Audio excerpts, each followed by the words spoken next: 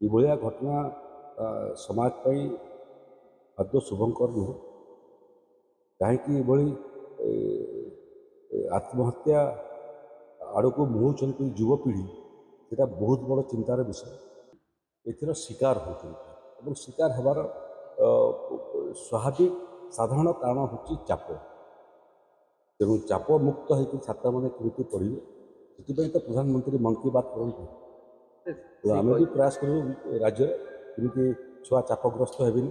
ତେଣୁ ଏ ବାବଦରେ ରାଜ୍ୟ ସରକାର ଅଧ୍ୟୟନ କରୁଛନ୍ତି ଏବଂ ସେଥିରେ ମୋର ମଧ୍ୟ ଭୂମିକା ହେବ ଜାଣିବା ପାଇଁ ଚେଷ୍ଟା କରୁ ଯେ ଛୁଆମାନଙ୍କର ଚାପ କ'ଣ, ଚାପର ବଶବର୍ତ୍ତୀ ହେଇକରି ଏକ ନିର୍ଦ୍ଦିଷ୍ଟ ସମୟରେ ଏଭଳିଆ ଅନୁଚିନ୍ତନ ଆସେ ଯେଉଁଥିରେ ଛୁଆ ପ୍ରେରିତ ହୋଇକି ଆତ୍ମହତ୍ୟା କରେ।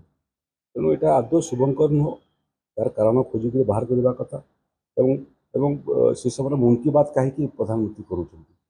ପରୀକ୍ଷା ଦେଲା ସମୟରେ ଯେଉଁ ଚାପ, ଆପଣ ବି ଚାପଗ୍ରସ୍ତ ହେଇଥିବେ, ମୁଁ ମଧ୍ୟ ପାଠ ପଢ଼ିଲା ବେଳେ ପରୀକ୍ଷା ଦେଲା ସମୟରେ ଚାପଗ୍ରସ୍ତ ହେଉଛୁ। ତେଣୁ ସେ ଚାପକୁ ସାମ୍ନା କରିବା ପାଇଁ ଶିକ୍ଷକମାନଙ୍କର ବଡ଼ ଭୂମିକା ଅଛି, ପିତାମାତାଙ୍କର ବଡ଼ ଭୂମିକା ଅଛି।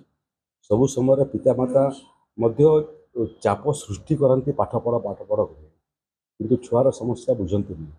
ଏଇଟା ଗୋଟେ ମନସ୍ତାତ୍ତ୍ୱିକ ବିଷୟ ଅଛି। ଆମେ ମନସ୍ତତ୍ତ୍ୱବିଦ୍ମାନଙ୍କର ମଧ୍ୟ ଏଥିରେ ପରାମର୍ଶ ନେବୁ ଏବଂ ସେଭଳିଆ ଯୋଜନା ଆଗକୁ କରିବୁ ଯେମିତି କୌଣସି ଛୁଆ ଚାପଗ୍ରସ୍ତ ନ ହେଉ। ଚାପଗ୍ରସ୍ତ ହେଲେ ତାର ପ୍ରତିଭାର ମଧ୍ୟ ବିକଶିତ ହୋଇପାରେ ନାହିଁ। କରିବୁ ବାବଦରେ ସରକାର ଅଧ୍ୟୟନ କରୁଛନ୍ତି। ଆମେ ମଧ୍ୟ ସେଥିରେ ସରକାରଙ୍କ ସାଙ୍ଗରେ ଏହାର ରାସ୍ତା ବି ଖୋଜିବା, ଉପାୟ ମଧ୍ୟ ଖୋଜିବା। ନିଶ୍ଚିତ ଭାବରେ ଅବଗତ ହେବେନି। ସରକାର ପାଖରେ ଆଖି ଅଛି, କାନ ଅଛି, ଦେଖିବେ, ଶୁଣିବେ, ଜାଣିବେ ଏବଂ ତା ସମାଧାନ କରିବେ। ସମାଜରେ ଆତ୍ମହତ୍ୟା ପ୍ରବଣତା ବଢ଼ିଯାଇଛି।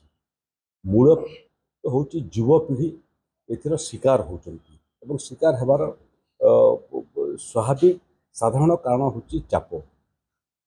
ତେଣୁ ଚାପ ମୁକ୍ତ ହୋଇକି ଛାତ୍ରମାନେ କେମିତି ପଢ଼ିବେ, ସେଥିପାଇଁ ତ ପ୍ରଧାନମନ୍ତ୍ରୀ ମନ୍ କି ବାତ୍ କରନ୍ତି।